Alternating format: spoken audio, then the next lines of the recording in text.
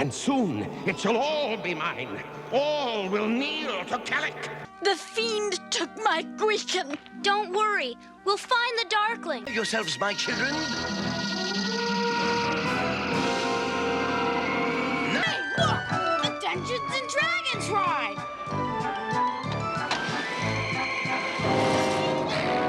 The entire story of Dungeons & Dragons, 1983, from start to end.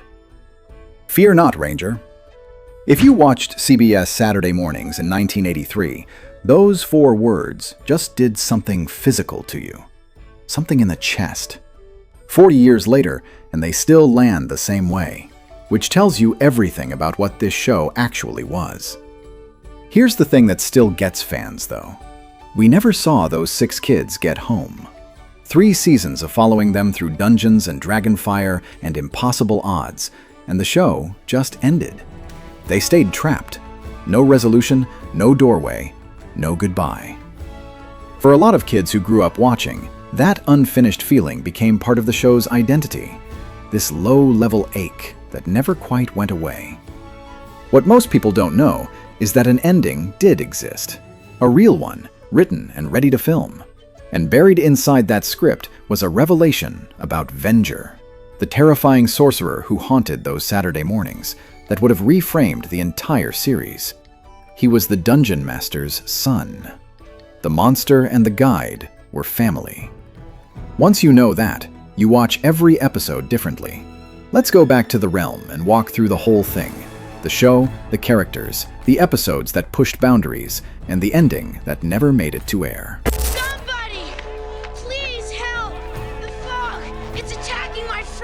The world and premise. It was 1983. Return of the Jedi was still in theaters. Michael Jackson had moonwalked into a different kind of history a few months earlier. And on Saturday mornings, CBS quietly introduced something that didn't look like much at first. 6 teenagers getting on a theme park ride, and then pulled the floor out from under everyone. The roller coaster plunges through a portal. The kids land in a medieval fantasy realm full of magic and monsters, and no obvious way back. Their goal is simple: find a way home. That's it. That's the whole mission. And the show spent 3 seasons making that simple goal feel impossibly far away. A small, ancient, cryptic figure called the Dungeon Master would appear periodically with advice that was technically useful and practically maddening, pointing them toward distant goals, speaking in riddles, vanishing before anyone could ask a follow-up question. Every quest deepened their understanding of the realm. None of them moved the kids noticeably closer to Earth. You got the sense the Dungeon Master knew exactly what he was doing and had decided, for reasons of his own, not to share. What the show understood, even in 1983, was that the fantasy backdrop wasn't really the point. The point was 6 ordinary kids in a world that kept trying to destroy them, holding it together through sheer stubbornness and loyalty to each other. That's what made it feel different from everything else in the Saturday morning lineup. As always, she is nearby. The heroes.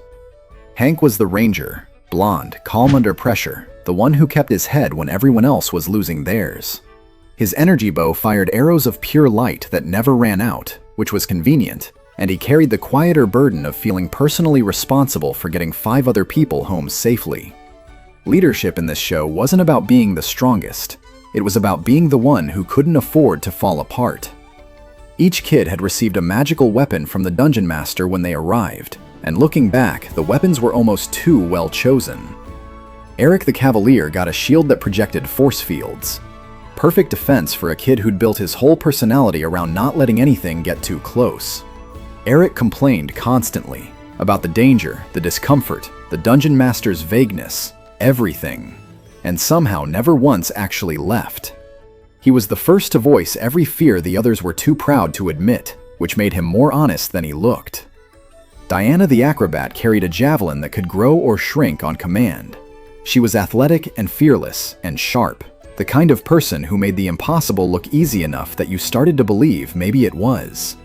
She had a warmth to her that the writing didn't always lean into as much as it could have, but when it did, she was magnetic. Presto the Magician had a hat that produced results. Not reliably the right results, but results. He'd reach in with this expression of hopeful uncertainty, and sometimes what came out saved everyone, and sometimes it definitely did not.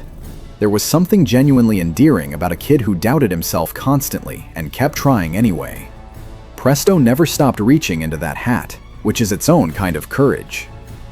Bobby the Barbarian was the youngest, and he fought with the reckless energy of someone who hadn't yet learned that charging directly at the problem doesn't always work.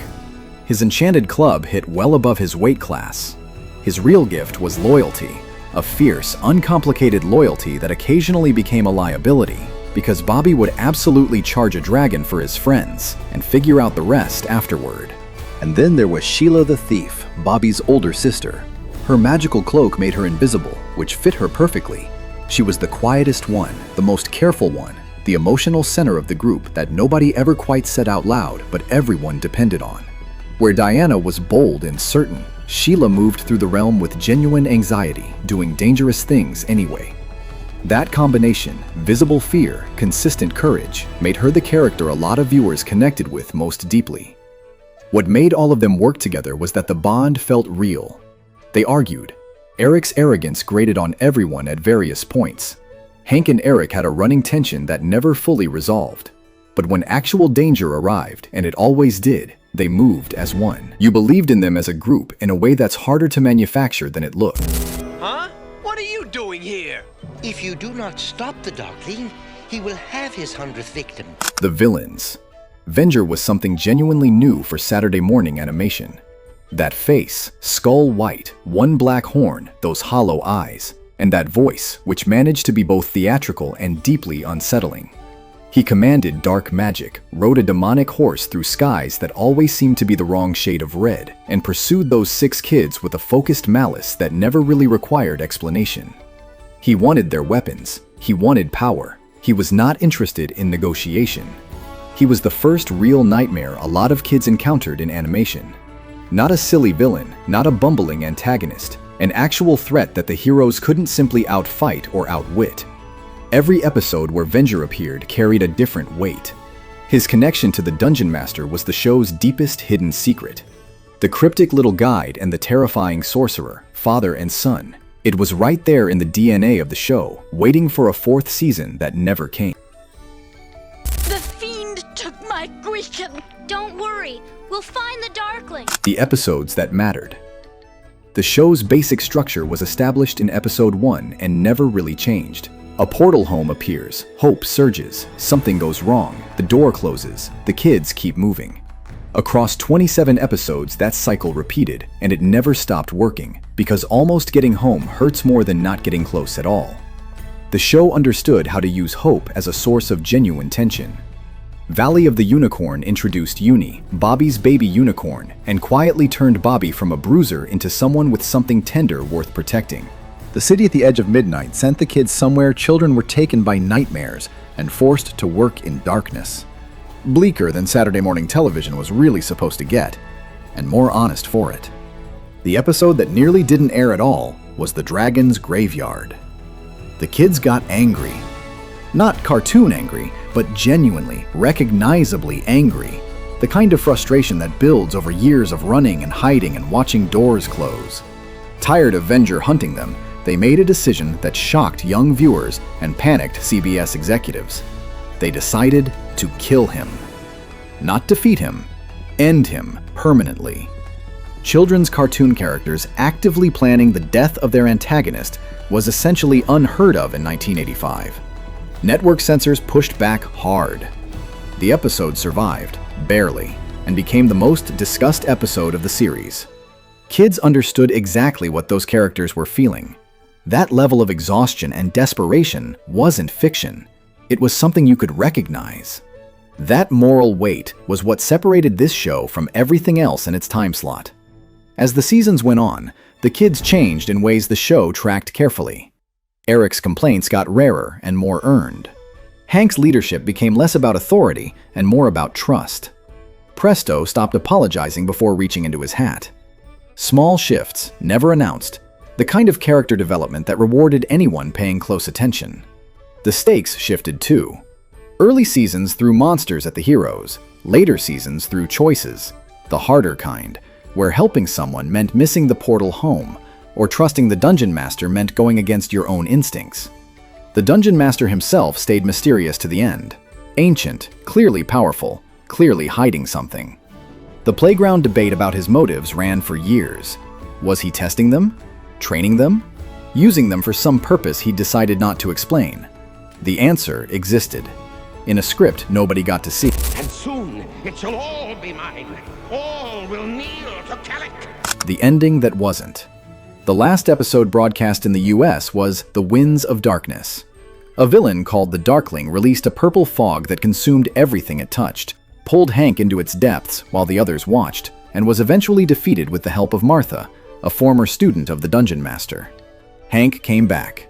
The Darkling was stopped. Credits rolled. The kids remained in the realm. That was it. No resolution, no doorway. 3 seasons of adventure and sacrifice, and the show just stopped, mid-story, and didn't come back. The ending that was written, the one that would have actually aired in a 4th season, was called Requiem, scripted by Michael Reeves, and it contained the revelation the whole series had been quietly building toward. Venger was the Dungeon Master's son. Corrupted long ago, transformed from whoever he'd been into the dark sorcerer the kids had spent 3 years fighting. Karina, a character from an earlier episode, was Venger's sister, the Dungeon Master's daughter. This family had been shattered by evil before any of the kids ever got on that roller coaster, and the Dungeon Master had been carrying that loss through every cryptic appearance, every riddle, every moment he pointed them toward a goal without explaining why. Requiem wasn't about another escape attempt, it was about Venger's redemption.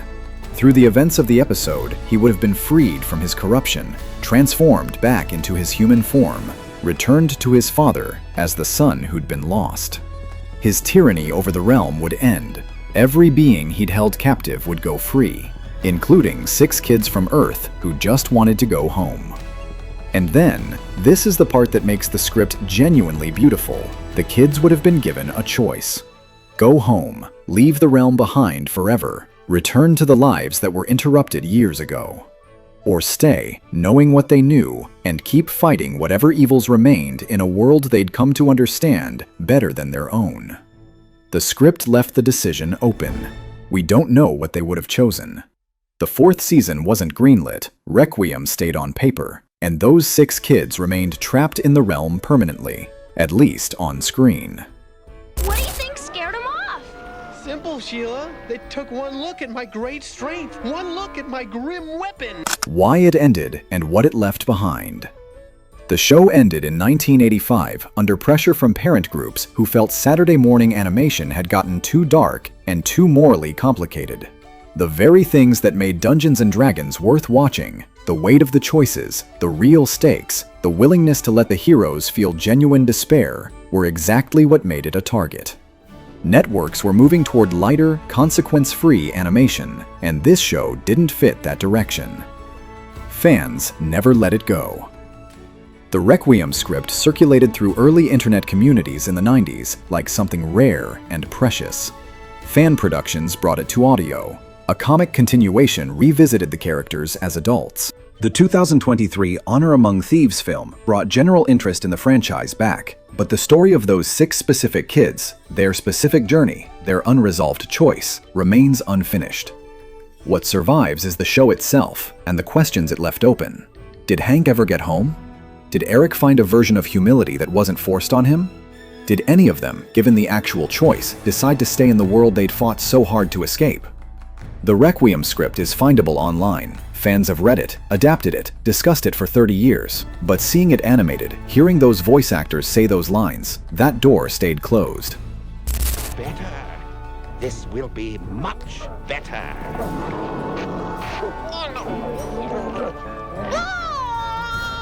Final beat. For 3 seasons, 6 ordinary kids fought through a world of magic and monsters and never stopped trying to find their way back. The Dungeon Master guided them in his maddening, elliptical way, and somewhere in a 4th season that never existed, it would have all come together. Venger redeemed, the realm freed, and a choice waiting that none of us got to see them make. This was Saturday morning mythology. Kids like us, proving that loyalty and stubbornness and genuine care for each other could outlast almost anything. The unfinished ending is part of the show now, and honestly, there's something fitting about a story built on almost escapes ending the same way. Which character were you on that playground? And if you'd been standing there when the Dungeon Master offered you the choice, go home or stay, what would you have picked? Drop it in the comments. Subscribe if this brought something back. And maybe that's the real lesson the Dungeon Master was always circling around. The magic was never in the weapons. It was in the kids who kept going.